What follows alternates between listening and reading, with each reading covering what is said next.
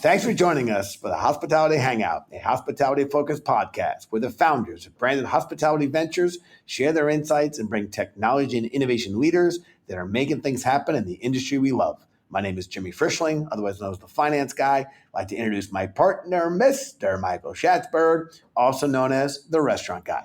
Thanks for the introduction, Jimmy, and to all those listening, feel free to call me Shatsy. Together, we are the personalities behind Branded. We work at the intersection of hospitality, food service, technology, innovation, and capital.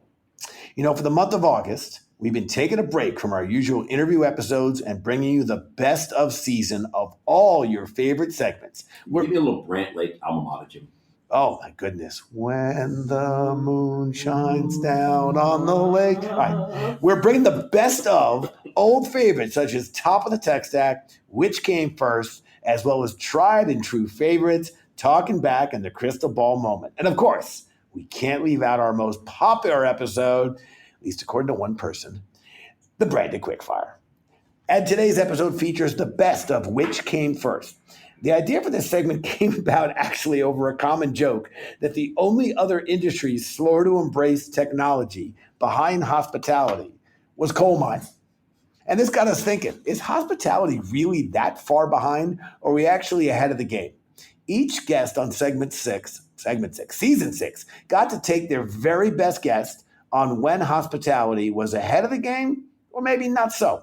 In a string of fun questions, while we love the segment, and spoiler alert, hospitality products were in fact the winner. There were, however, not enough examples to extend this segment to another season. This is a one-hit wonder. This is a one season and we move on. But today, we're going to relive the best moments. Before we get started, however, we have a very special guest host today who's joining us for the Best of series after he received rave reviews as our guest host on our On the Road at Mertech episode. We're bringing back none other than four-time guest and now named the technology guy, our friend, our partner, Mr. Sterling Douglas, CEO of Chowly. Hey, thanks for having me, guys. And did you just run out of examples where hospitality was ahead of other industries? It was really hard to find. It was really hard to find a lot of innovation. But I got to tell you, this is special because before we get into this best of Which Came First, Sterling, I got a surprise.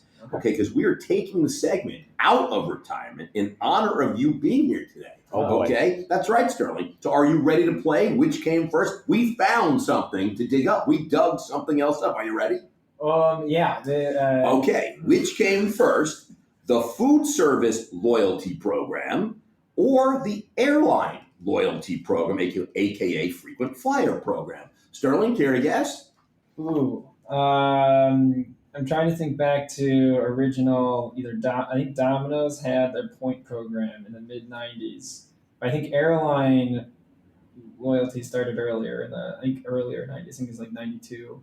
So I'm going to go. I don't think you were born yet when airline. Hi, I'm so happy. Well, I'm not saying Sterling's wrong. I'm just so happy he chose the airline because I'm thinking if we dug one more, I'm thinking we had to dug up one more where the hospitality industry wins. I'm saying food service loyalty came first. Jimmy's played the game many times. He knows we don't ask these questions. Betty Crocker introduced their Top Box program when box tops were coupons that were printed directly onto the package. If you remember this, Jimmy Sterling, you weren't even thought about when this was going on. You could take those tops and redeem them for premium rewards. This was back in 1929, laying the framework for loyalty programs. Betty Crocker, way ahead of her time. It wasn't until 1979 that Texas International Airlines created the first frequent flyer program that used mileage tracking to give rewards to its passengers, while in 1980, Western Airlines created its Travel Bank, which ultimately became part of Delta Airlines and their program in a merger in 1987. And we all know, because Jimmy, we are the kings of medallion miles. We all know that. What is it close? 1929, so that's when you were growing up. You used these? Yes, I was always clipping. In 1929, I had so many reward points on Betty Crocker. I mean, I was eating cake and stuff forever. I got to tell you, I've had a long and difficult love affair with Betty Crocker's products. Yeah. Long love affair. Jimmy and Betty, definitely. Jimmy and Betty. All right, let's get into the best of. All right, here we go. Some of the favorite themes, some of the things came up, some of the questions. Which came first? the first online Pizza Hut delivery order or the first online Amazon order? Which came first, the digital menu board or the first digital billboard? Which came first, the restaurant drive-through or the bank drive-through? Which came first, the automated baggage claim at airports or the supermarket conveyor belt checkout lane? Which came first, the ability to make a restaurant reservation online or the ability to make an airline reservation online? I always love this one. Which came first, the car wash or the dishwasher? That's awesome. Which came first, the hospitality cash register or the retail cash register? Which came first, the dumb waiter or the boom lift? That thing that you see construction workers use to carry up paint or equipment? Mm-hmm. All right. Which came first, the vending machine or the bank ATM? Which came first, the electric kiln or the electric toaster oven? And finally, which came first, the waffle iron or the laundry iron? I got to tell you, that's a lot of which games first. And then Sterling, we eventually ran out of things. But I got to tell you, I mean, those were some really interesting. We had a lot of fun with that. Those are good ones. It took Jimmy maybe till the second or third episode to recognize that we were asking those questions. And usually the winners were the hospitality or the food service. Yes. But that's why it was so good today. Yeah, you killed Sterling on that one. I knew you would. But that was a lot of fun. We really liked that segment. And I'm glad that we brought it back to find out that loyalty was in 1929. Betty Crocker. Anyway, Sterling, anything to weigh in on the first, which come first? I mean, okay, we'll take it. That's excellent. Thank you for that comment. That's why the technology guy is terrific. What I would say is that despite we were able to find a handful of technology innovations or where the industry was on the leading edge, I would say this industry is incredibly fragmented. And as a result of the inability to have one size fits all, as a whole, we still recognize that our industry, as we joked at the top, relative to coal miners, we're kind of a little bit laggard and we're very set in our ways. And that's where kind of the expression about the pandemic having changed nothing and accelerated everything came in, because it forced operators to really embrace tech and guests to embrace tech. And the combination of both guests and operators saying, all right, let us see what's available to help us with our efficiencies. It's now tech is out of the bottle and it's not going back. I don't think most people understand. Restaurants are one of the most deceptively difficult business models. If you compare them to other popular business models, they have things like just-in-time delivery. They have multi-channel. A menu structure is actually an incredibly complicated data set to work with. When you work with Amazon or retail, it's just a catalog of items.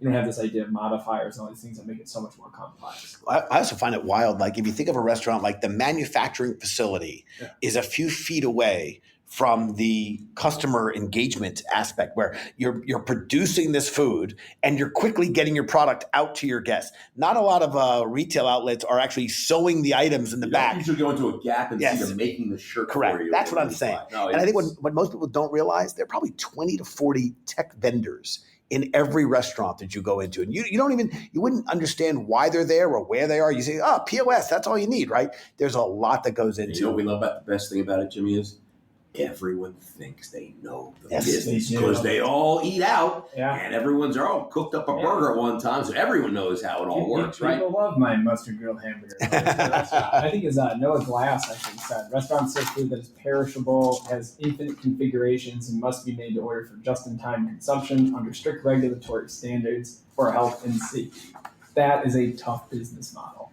First up is Evan DeSantola, CEO of AGA, doing some great stuff. Take it away. Which came first, the restaurant drive-thru or the bank drive-thru? Oh, that's tough. I feel like I'm going to say bank drive-thru because it's got to be a trick question. Jimmy, I don't think you saw the answer to this. Do you know? I did not see the answer to this, but I'm going to agree with Evan simply because it would kind of be a little bit of deflating to be like, we claim to be we're slow, and all of a sudden, we were ahead of the banks, we were ahead of the financial institutions and drive-throughs. So I'm going to agree with Evan, and I'm going to go, we were slow, being hospitality, financial industry was faster than us. I'm going with the banks were first. Banks were first. Final answer, both? Final answer. Sure. And I got to tell you, the first drive-thru in America was Hillcrest State Bank out of Dallas, Texas in 1930. It was not until Harry and Esther Schneider, Jimmy's very dear friends on the Upper East Side, from In-N-Out Burger chain, built the first drive-thru in 1948. Fun fact, In-N-Out, because the restaurant name that promised exactly that, it delivered in and out, huh? Next up, we have Lindsay Hole, founder and CEO of Dispatch Goods. Which came first, Lindsay, the car wash or the dishwasher? Oh, the dishwasher. Wow, look at that. The first dishwasher to be granted a patent was invented in 1850 by Joel Houghton. It was a wooden box that was used to hand turned a wheel to splash water on dirty dishes, and it had scrubbers, and that was the first practical dishwasher. But that was the one that got the patent. The first practical dishwasher was invented by a woman named Josephine Cochran. And That's she awesome. built this in the shed behind her house in Illinois in 1886. So, man, that's been going around a long time. And the first car wash, not till 1914. It's amazing. Women love starting dishwashing companies, apparently. Yeah. So the first car wash business was 1914, and that was called the automated laundry. And they pushed cars through a tunnel while people scrubbed them. So dishwashers, 1850. Who would have thought? Oh, Jimmy, I didn't even give you a chance to guess. Jimmy, what came first, car wash or the dishwasher? Dishwashers. Jimmy always gets it right. Always gets it right. Very, very interesting. Look at Lindsay. Immediately got that right. Let's hear from Alonzo Castaneda, VP of Brand Development at Strategy Savory Restaurant Fund. Which came first, the digital menu board or the first digital billboard? I saw some very ugly versions of a digital menu board several years ago. So I think that might have came first. I'm going to say, Jimmy, same question. The digital menu board or the digital billboard? Which came first? I'll go digital billboard came first. Digital billboard. All right, so we're splitting here. We're splitting here. Well, the answer actually is Alonzo. The digital restaurant menu board came first. In 1990, Scott Sharon developed the first digital menu board for Arby's, an Arby's franchise in Richmond, Virginia. He had the first digital menu board. The first digital billboard was not installed until 2005. So there you go. Hospitality was first with something. So we are not really all that slow. Next up, the big man, Scott Siegel, co-founder and CEO at Curbit. And the center of the branded basketball team.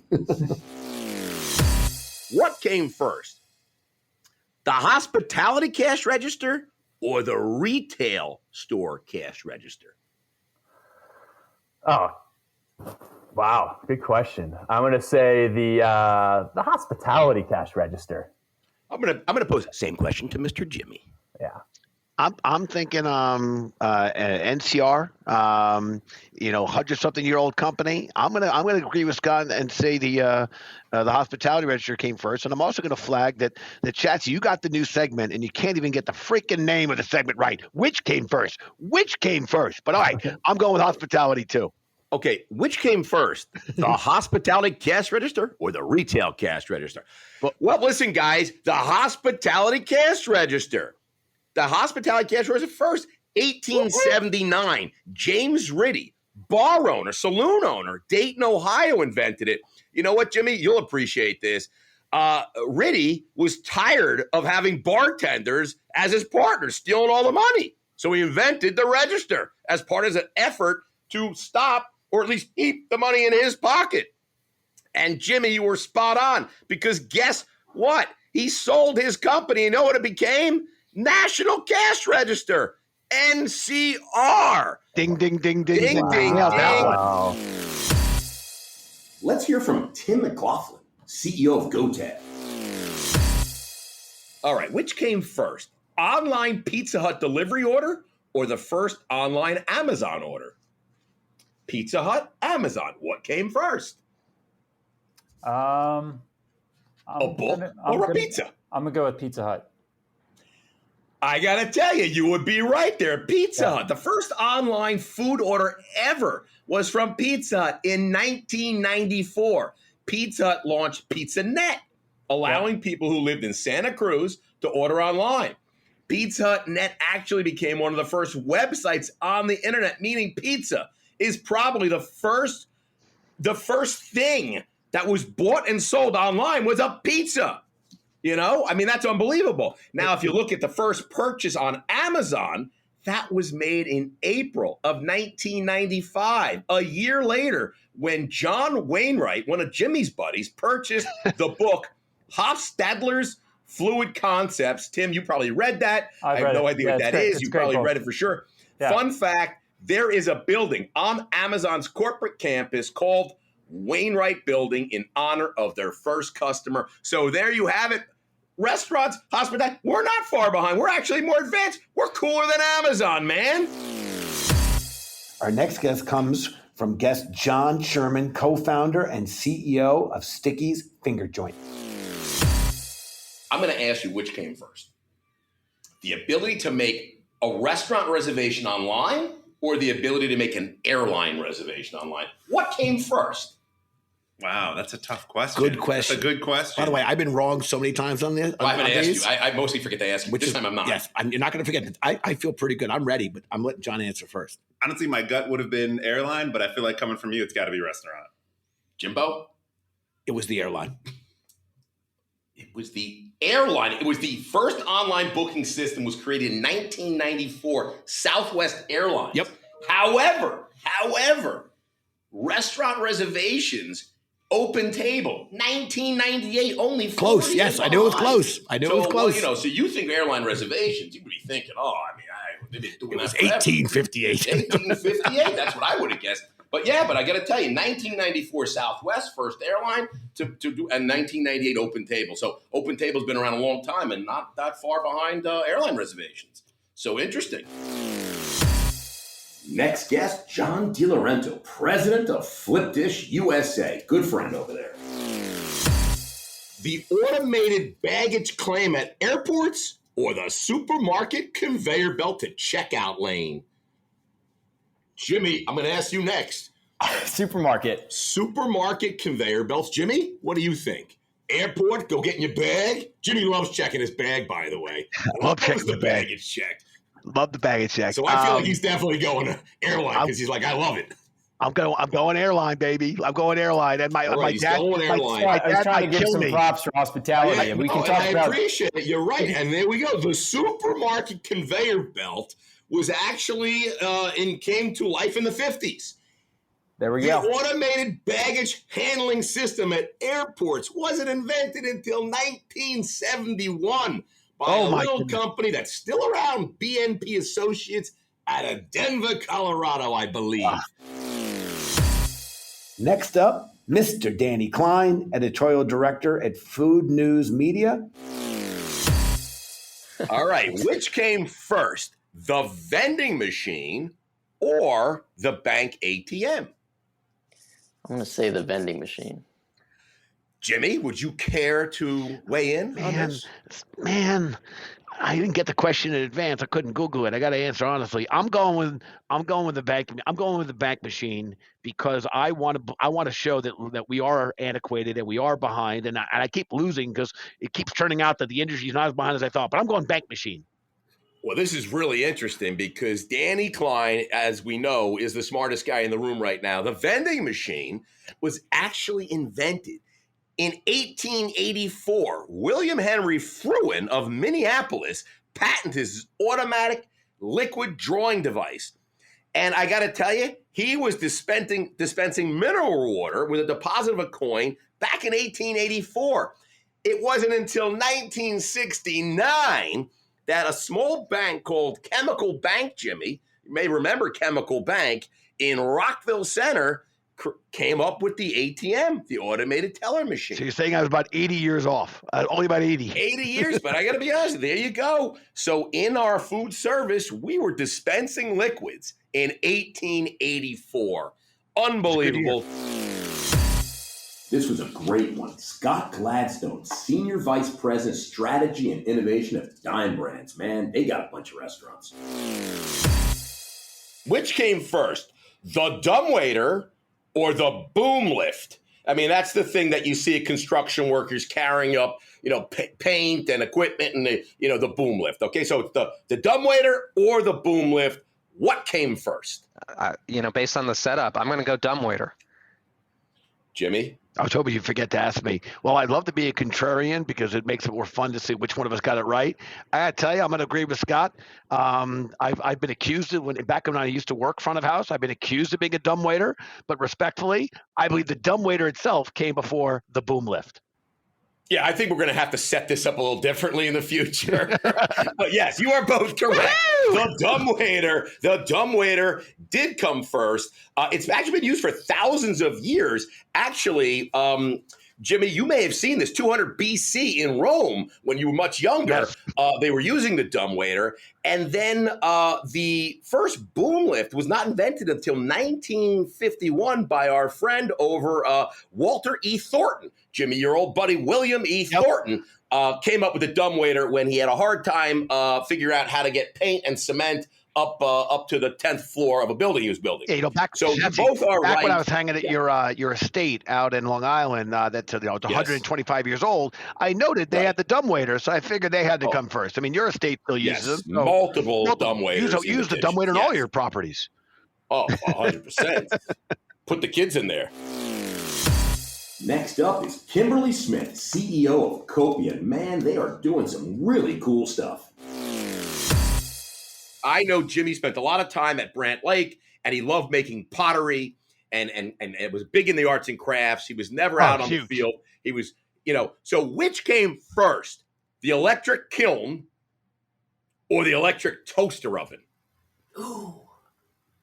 I'm very, just remember, Jimmy was at Camp Brant Lake back in, Jimmy, was that 19 what? Yeah, it was 1978 that I was. 1978, he was making pottery in the kiln. They called me Mr. Arts and Crafts, I tell you, Mr. Arts and Crafts. Kiln or the electric toaster oven? Kiln.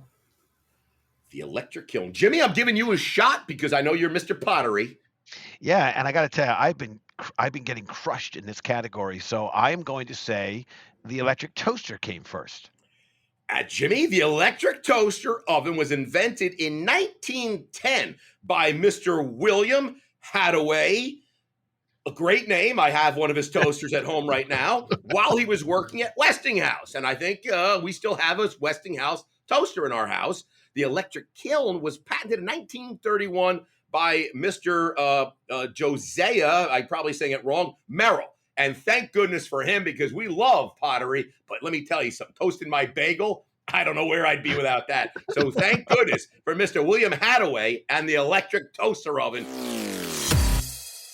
And I get to close it out. Next up comes the infamous, the legendary Robert Earl, co-founder of Virtual Dining Concepts and chairman of Earl Enterprises. I was at the Grosvenor House in 1974. Sir Elton John walked in. I can't tell you what happened on it. You're gonna get us disinvited to the reopening of Planet Hollywood in New York. We barely got invited to the early bird special. You're gonna get us kicked out. All right, take it away, Mr. Earl. Which came first, the clothing iron or the waffle iron? Ooh. Clothing iron or the waffle iron? The clothing iron. Jimbo, would you care to take a guess? I just don't have the nerve or confidence to disagree with Mr. Earl, so I'm going the clothing iron came first. I got to tell you, everybody would have thought the clothing iron, right? But no, the waffle iron was created in 1869 by Mr. Cornelius Swathout of Troy, New York. He was thinking waffles for his kids. He knew how much everyone loves waffles. The clothing iron, because nobody wants to iron clothes, was not till 13 years later when Mr. Henry Seeley patented the electric flat iron in 1882. By the way, patent number 259054. So it was the waffle iron. I dispute that. I Googled it and Googled it again. But I will make a note that we have a dispute. Julie, our producer, will have to verify. You never said electric. I can show you back in medieval England time. It's very true. You didn't say electric. You are right, sir.